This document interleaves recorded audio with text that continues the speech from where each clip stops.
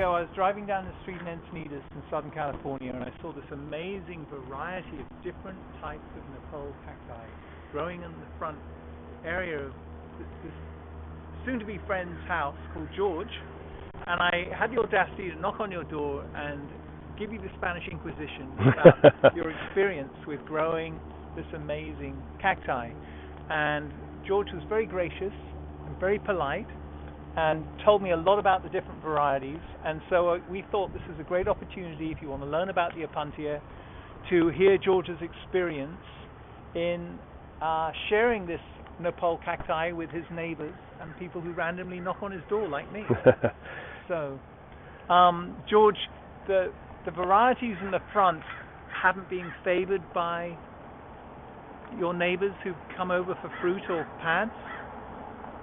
Yes, actually, different times of the year and different groups of people. So there are some neighbors, and there's a regular group of people who, like yourself, drove by, saw the cactus, and liked what they saw, and some have asked, come to the door and ask, others just have taken. But yes, they do have favorites.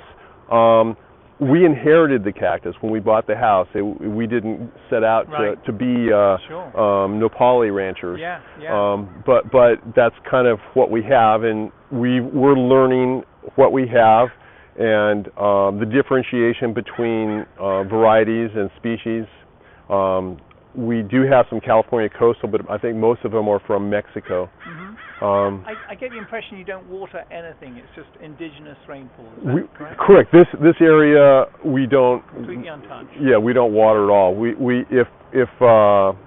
If the city comes by and does a street sweeping and a bunch of dust comes by, I'll come, and it's not going to rain.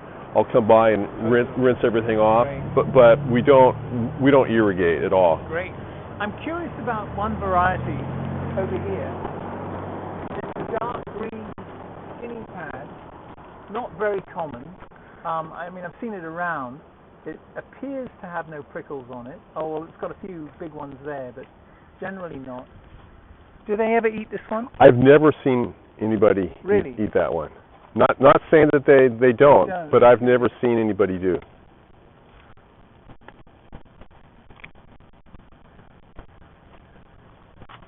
Edible.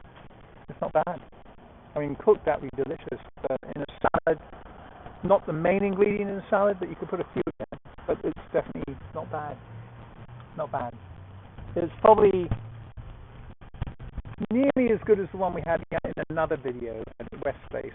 But it's just interesting because it's a similar species to another variety, and great. Okay, and then you've got jade plant growing wild. Do you know what this is? Yeah, that's a California native. That's a coyote brush. Coyote brush. Yeah. I love these names. I've never heard of them. Yeah. So it's a I believe a Pigeon Point variety from Central California, but it's a repin, so it follows the terrain. It likes growing on cliffs, and it doesn't get watered either. Wow. And incredible. It's so lush. Yeah. Lovely. And then this coyote brush. Coyote brush. Right, and then this is that you see buckwheat. Yeah, so this is California buckwheat. You call it California buckwheat? That's what it is. Do they make flour out of it? No, it's a different buckwheat. So it's got no edible that you know about? Birds like it, but I don't think the indigenous people ate it at all. You see a lot of this in the canyons. Yes, yes.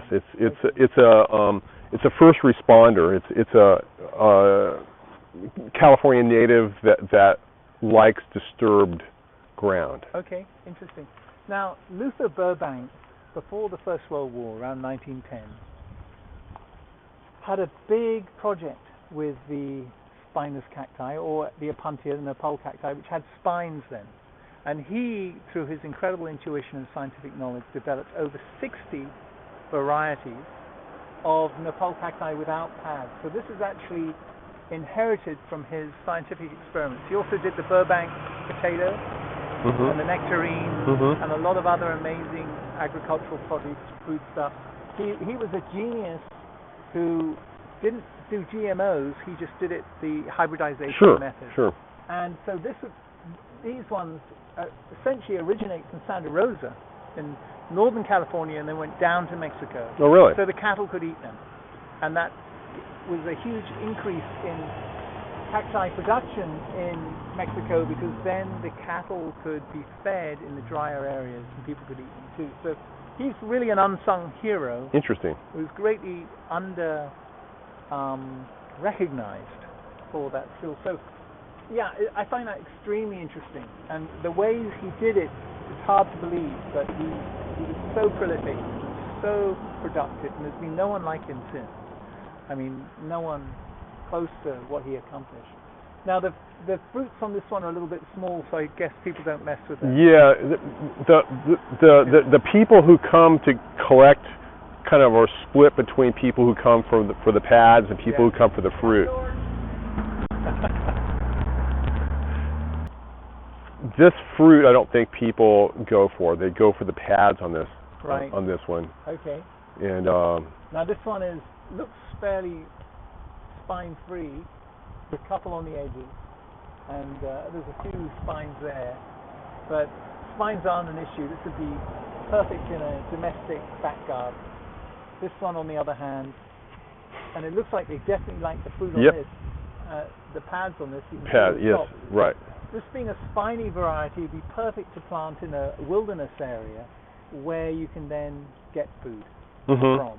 And but fine here, because this isn't really a walkway, and and when the pads are attractive to the people who come by to get them, the spines, you can see where the spines are going to be, but they're just little nubs. Right. And they're and that's how I know when they're good, is that the young paddle is very full of moisture. Right. And the little nibs haven't turned into spines yet. So George, you touched on an interesting subject earlier on, which I think is also applicable to the Nopale cacti, and that's about land recovery after a bushfire, or forest fire, as I say in American, bushfires, right? But anyway, and so could you enlighten me again what you explained? Okay, well, as I said, we inherited the cactus. What Tanya and I have done is to try to replace all the non-native species other than cactus with California natives. Some of the stuff like the jade, the root structure is so established that it would be very difficult to get out. And that's what the point about the California wildflowers, is that by planting something such as a grass to hold the hillside, it's not going to work. Sure. So the coyote brush, which I showed you earlier, that's a California native. It's a first responder. It will burn down to the crown in a wildfire. Yeah. But the root structure is intact. And it's the same with the cactus. The root structure is intact. So hillsides that have California native vegetation, that have the cactus, they're not going to wash away in the rains that inevitably come after a wildfire. Yeah. So there's kind of a balance. If it's in an urban area and you want to keep it landscape and beautiful, they've got to try to cherry pick the California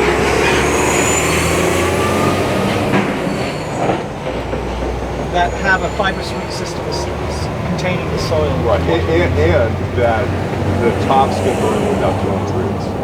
Right. Okay. Because that's very important, which most California natives will do that. Right, they're so used to it. And they're drought tolerant. They don't need to be watered.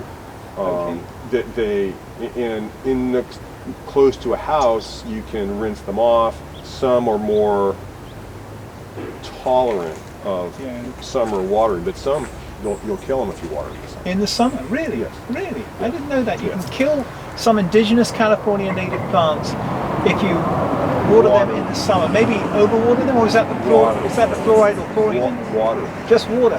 Period. Then. Because the hydrophobic. The root structure and the biome that's around the root structure did not grow up, did not evolve to deal with summer water. That's bizarre. I've never heard of water being a herbicide. So I'd like to talk to you about cacti by cacti, because you've got this amazing variety of Nopale cacti.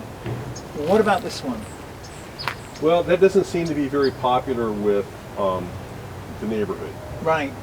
It has the small fruit. Right. And the paddles.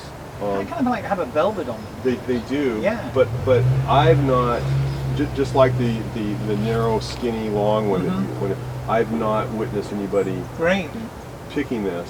Good to know. And nor have I tried it. So it's very obvious that your freebie customers, as it were, have the discernment of understanding which Nopals taste better than others. To them.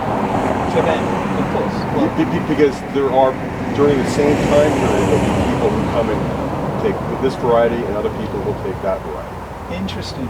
So they're not all going after the same variety. Okay, and then you've got this spiky one here, which there's lots of people who love this. and that's a huge meal. But they wouldn't take one that big. No, Still looking for little young paddles. Yeah, spring hasn't happened. But when the small paddles come out, they're and you can see all the nubs here where they chop them. And okay, interesting. And we had earlier, before the video shoot, George and I ate some of the fruit, and we consider the tuna average. But then again, it's pretty late in the season, so the sugar tends to ferment a little bit, and there could have been a bit of that going on. And it's been very dry. When? No, when they were developing. Oh, when they developed. Yeah, okay. and I suspect that has an influence too. Yeah. Okay, great. Looking at this Nopale cacti brings a thought into my mind, George, where I was reading on a website, and I was also looking at some great YouTube videos about cordwood built houses. And what they do is they get cordwood, in other words like firewood blocks or regular round trunk blocks, and they lay them down flat, and then they put cement on each end to create a wall, and in the middle they put insulation like straw or lime and sawdust, because the termites wouldn't eat the lime and the sawdust. And they build up the house very, very inexpensively. It's a very solid, well insulated house. This was in Canada that I saw it. But you can do the same thing with the woody fibrous trunks of the Nopale cacti. And I thought, wow, that's kind of interesting. That's a twist. I haven't seen it in the Southwest, but I'm sure someone's thought of doing it. And anyway, I just thought that was an interesting aside. So it's a beautiful structure. That's the way it fans out. I've seen some spectacular specimens of just fanning out, and in a matter of a couple of years too. Like once the roots finally get established, nothing happens with the pad for about 7 months, and then it starts growing. You know, just like a lot of desert plants. So now this one has been chewed heavily by very appreciative neighbors. And this is obviously a sweet tasting pad. Another way I can tell if a pad's good, I was in near San Luis Obispo at a mission, very old building established, and they had a lot of the puntia growing, and some of them were just chewed up, and it looked like the local wildlife, the rats or the raccoons or whatever it is, they're gone, I like the taste of that one, I don't like the taste of that one, and they chewed up the pad. So that's another way of being able to detect which ones taste good. Yeah. Raccoons and us have fairly similar taste buds, you know. So anyway, I thought that was an interesting anecdote. So, okay, and they cut them always above the pad, which is, hence you've got these funny little nubs growing. This is a spiny variety. They've really taken a lot from this one, all the way through. So George, you just told me something that really surprised me and showed me how I've written off particular cacti. You told me that this particular Nopale is popular with some of the local gatherers. Right. And I've got one growing in my front yard, and I took a pad off it, oh gosh, a few years ago, and tried it, and it was not successful. It didn't taste good. And I think what happened is, A, we picked the pad at the wrong time, and B, we didn't cook it correctly. So a lot of people write this cacti off because they just don't know how to cook it. And I think that's probably the case, because the man who likes this, he picks it. He's very particular about the time. It's a very short period time frame, and he has brought me the prepared, and it's very good. Right. But won't share the recipe. Yeah. Well, the funny thing about this particular variety, and I see the neighbors have it too, it's probably the most ornamentally popular nopal cacti in Southern California. Oh, really? Yeah. Because it grows another 2 feet higher, because it's got this amazing long, slender stalk with no spines. It's got all the attributes of becoming a very popular ornamental. And I see it more than anywhere, and I've always written it off. So that's really exciting. You've just got to know the window in that recipe. Yeah. You know, I'm sure we can work it out. Yeah. Very interesting. So, George, you've got some Peruvian cacti here. It's sort of very filled with water. The Peruvian cactus is a bit like an accordion, and it pops up when it's got a lot of water in it.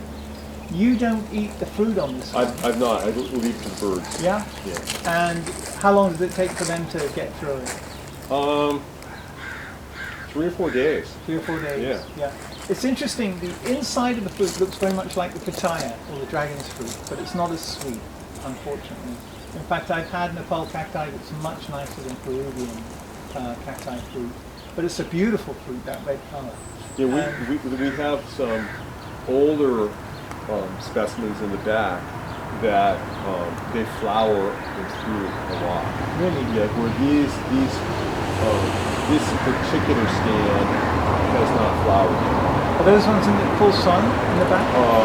Yeah. Really? Okay. So, we're walking around George's amazing garden, and we pretty much wrapped up the Nopale cacti. There's always more you can say about this amazing plant that you can turn into flower and, you know, nutritional supplements for diabetes and blood sugar, etc. But we came across this other organ cacti, and it has some fruit on it. So I thought in real time live, the birds have nibbled the top of it. Oh, maybe it's not going to be a good sample. Well, this one hasn't been. Oh, there's one on that side? Okay, let's pick that off. It's a bit hard. I don't know if it's going to be ripe enough. The birds generally know when to nibble, and they haven't done this one yet. So let's just see.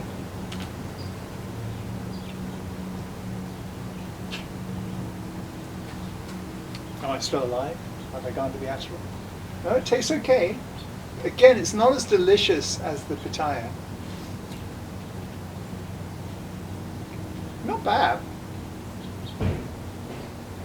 I don't think I'd buy it in the shop. You know, if I had to pay $2 for a mango or something, I don't think I'd.